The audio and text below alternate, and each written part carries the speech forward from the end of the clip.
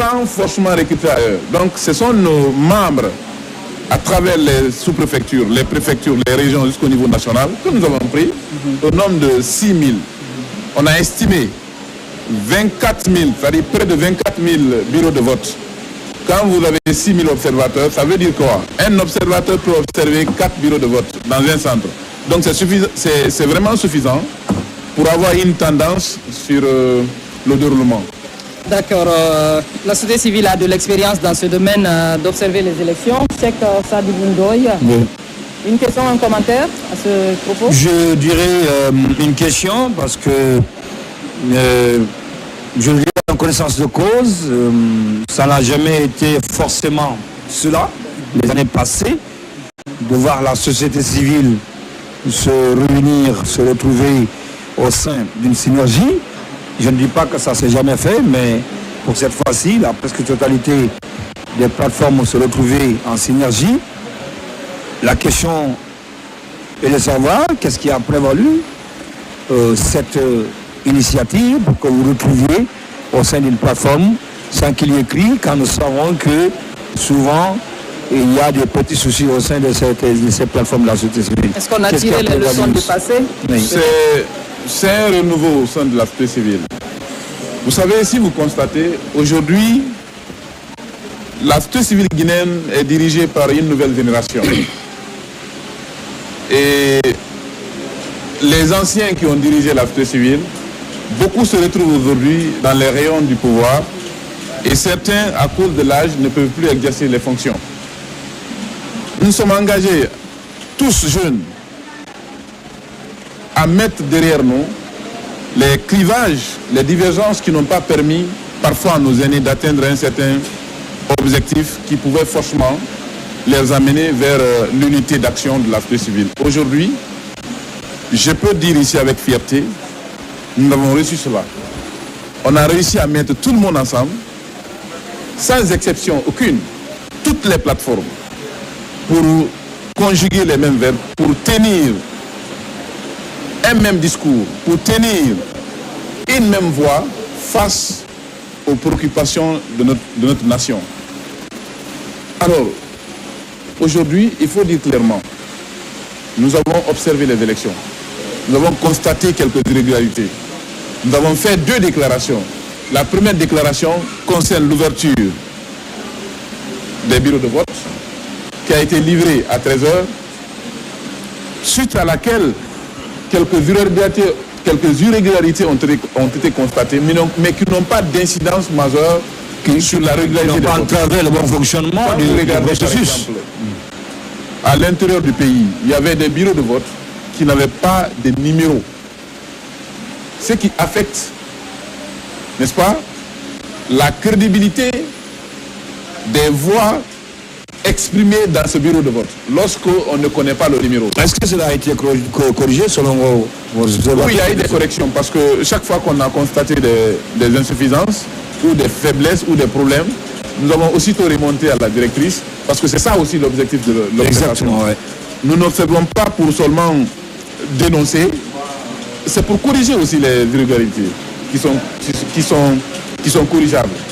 Alors, il y a des irrégularités telles que, par exemple, le manque de certains matériels qui ne pouvaient pas forcément permettre aux électeurs de s'exprimer. Quand vous prenez à Conakry, dans Kisoso, il y a des centres où les électeurs étaient obligés, parce que 11 bureaux de vote n'étaient pas ouverts dans un centre, ils étaient obligés de se déplacer pour aller loin. C'est pourquoi on a salué l'engouement. Les électeurs se sont engagés à aller ailleurs pour voter, même par dérogation. Ça veut dire que les gens étaient engagés de telle sorte qu'aucune difficulté ne pouvait les arrêter. Même si après, ces irrégularités-là ont été corrigées. Du point de vue, deuxième déclaration liée à notre observation, il faut noter un constat qu'on regrette et qui a eu un impact négatif sur la remontée de nos données, c'est la perturbation de l'Internet. Ouais. À un moment donné, de notre rapportage, on a trouvé que l'Internet ne fonctionnait plus. Ce qui a été une réelle difficulté pour nous. Mais nous n'avons pu surmonter parce qu'on a il y avait une prévision déjà par rapport à certaines difficultés. Donc, on a pu surmonter pour comptabiliser, n'est-ce pas, l'ensemble des statistiques que nous avons eues, afin de livrer ce que vous avez vu à la télé, à travers les médias. C'est le lieu pour nous de féliciter les médias qui ont fait aussi preuve de professionnalisme, qui ont traité les informations de façon impartiale. Parce que chez nous, au-delà des acteurs de la société civile, nous avons pris des médias, ceux qui ont pour rôle de traiter les informations, qui étaient là dans une chambre. Ils nous ont observé aussi dans les faits et gestes, tous les actes que nous avons posés, la manière dont nous avons travaillé.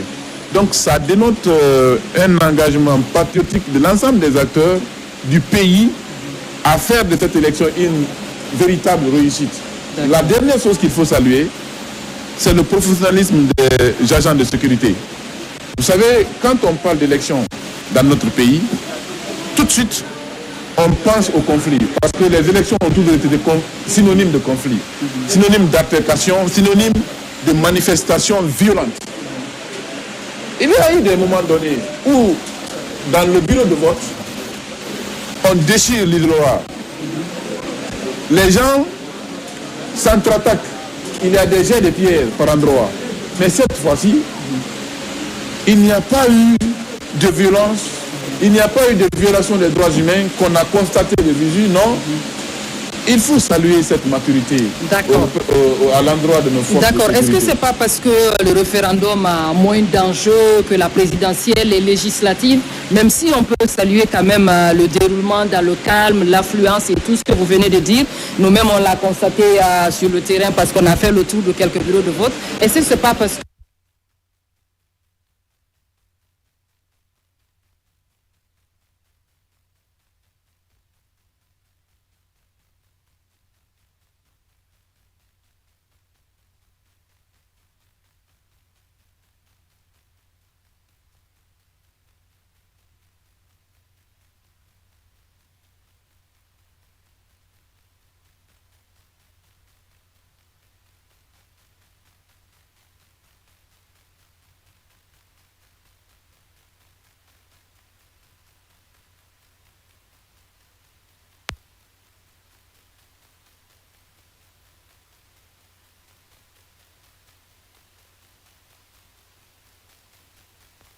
vous savez, l'engouement doit être déterminé par rapport à la participation. Si l'enjeu n'est pas important, je pense que les citoyens allaient rester à la maison. Parce que par endroit, dans notre monitoring, il y a des acteurs politiques à des moments donnés qui ont donné des consignes de vote.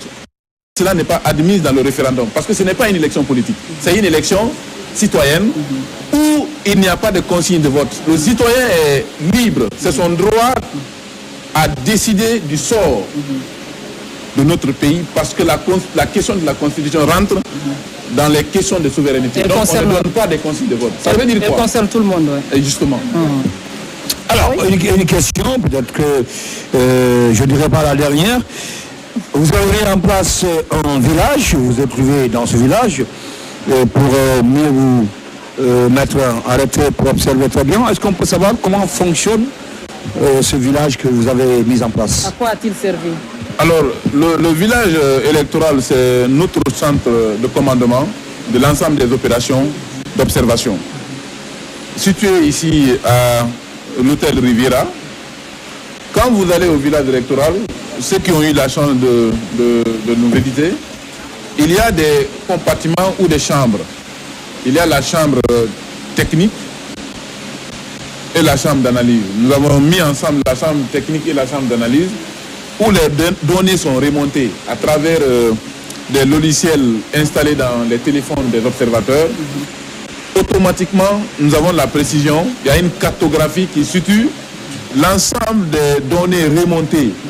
Même le lieu où les données ont été remontées, nous repérons automatiquement à travers cette plateforme.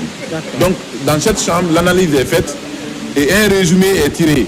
Il y a le call center, c'est un centre d'appel où nous avons 41 personnes, des acteurs engagés pour la cause, qui appellent pour avoir des précisions. Lorsque, par exemple, le logiciel remonte des informations liées aux incidents, pour des mesures de prudence, le call center a accès à ces informations, appelle directement le superviseur pour aller prendre des indicateurs objectivement vérifiables pour éviter qu'on donne des informations erronées.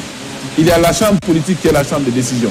La chambre de décision, c'est elle qui analyse le rapport remonté par la chambre d'analyse pour décider de sa publication ou de sa correction. Parce que dans le rapportage, il y a des propos, il y a des incidents. Parfois, si elles ne sont pas bien traduites dans le langage qu'il faut, ça peut avoir une portée négative sur la paix sociale et sur l'unité nationale.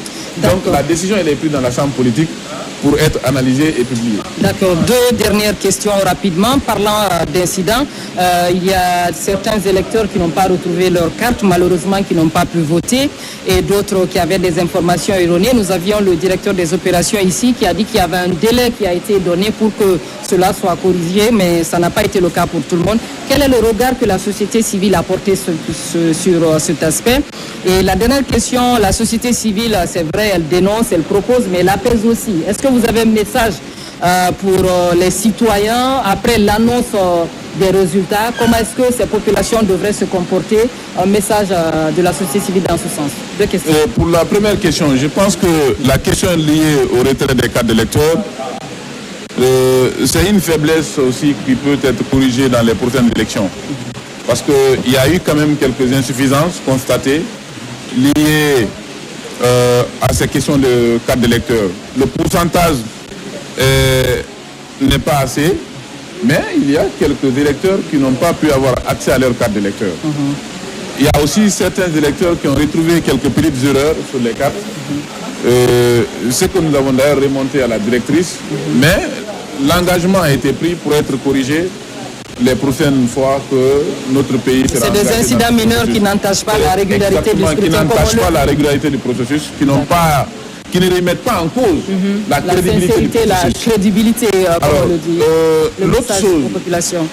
Quand je me présente ici, c'est au nom de l'ensemble des fêtières de la société civile qui sont engagés pour donner de la crédibilité et de la transparence à ce processus. Alors, en leur nom, nous faisons une invite à la population de garder le même calme et la même sérénité qui ont déjà caractérisé toutes les opérations de vote. Notre pays attend de nous assez de responsabilités, l'unité d'action et aussi le patriotisme pour que plus jamais les violences, les frustrations que le pays a connues pendant des moments sombres qui n'ont pas permis à notre pays de se développer, qui n'ont pas permis à notre pays de connaître une démocratie où chaque citoyen peut exprimer ses voix, où chaque citoyen est libre, avec toute conscience, de dire non ou de dire oui. Je pense que ce même engouement doit caractériser nos faits et gestes. Et je termine par féliciter la DGE. Pourquoi? Ce processus est un test pour le cadre institutionnel de notre pays qui organise les élections. Au-delà de ça, toutes les promesses données par les nouvelles autorités sur les questions de refondation, sur les questions de rectification institutionnelle, c'est un test. Aujourd'hui, les citoyens, dans leur majorité, sont rassurés que effectivement un organe d'État peut organiser les élections et que la transparence y est et que les autorités soient en mesure de respecter leur engagement et de faire en sorte que l'ensemble des citoyens puissent exprimer librement leurs choix sans qu'ils ne soient inquiétés, sans que leurs droits fondamentaux ne soient violés, comme on a constaté aujourd'hui. Bon courage à vous, à toute l'équipe qui accompagne la directrice. Vous avez fait preuve de professionnalisme, vous avez fait preuve de maturité. C'est ce que notre pays a besoin. Aujourd'hui, la Guinée est conduite par une jeune génération qu'il faut encourager. Bravo, il n'y a pas d'élection sans insuffisance. Même aux États-Unis, il y a Trump qui a contesté les élections, on a vu ça. Mais notre pays est en train d'envoyer une image vraiment brillante que nous pouvons vendre partout dans le monde. Merci beaucoup. Voilà, M. Gabriel Abba, président du CNOSC. Bravo à la DGE, c'est une dame qui a la tête. Hein. Une dame. Je m'en réjouis. C'est la Guinée c'est toutes les femmes guinéennes. Hein. Je pense que pour beaucoup, pour un coup d'essai, ce fut un coup de maître. Un coup d'essai qui fait un coup de maître. Elle l'a dit à l'occasion, merci de son installation, que c'est toutes les femmes guinéennes qui sont directrices générales de la DGE. D'accord, merci beaucoup et très bonne suite de programme. On va rester parce que la soirée, je ne vais pas dire qu'elle va continuer, mais elle va continuer. Jusqu'à 1h, 2h du matin, heure à laquelle nous aurons les premières tendances par commune. Elle l'a dit dans sa déclaration, à l'entame donc de cette énergie. Et de passage au moment où nous faisons cette soirée spéciale référendaire, il y a déjà les télévisions et radios privées qui sont en train de donner les premiers résultats. Mais il faut être précis, hein, parce que souvent il y a un peu cet équivoque qu'il faut lever. Ça a été toujours le cas, c'est une coutume. Hein. Aujourd'hui, depuis 2010, les télévisions et les radios privées le font, mais ils ne donnent que les résultats par bureau de vote. D'accord. Les résultats par bureau de vote et des résultats partiels. D'accord. Maintenant, ce que la directrice générale des élections va donner à partir de 2h du matin jusqu'à demain, ça sera des résultats, des tendances, pas même des résultats, mais des tendances par commune. Donc je pense que la précision est importante. Au niveau des radios et télévisions privées, ce sont des résultats par bureau de vote. Et ces résultats-là, ce sont des résultats partiels, provisoires.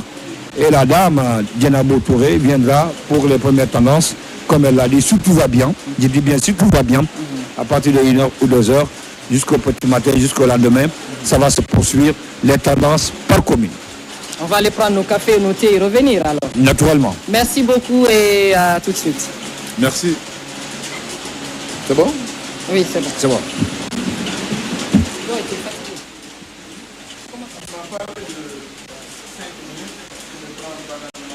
ça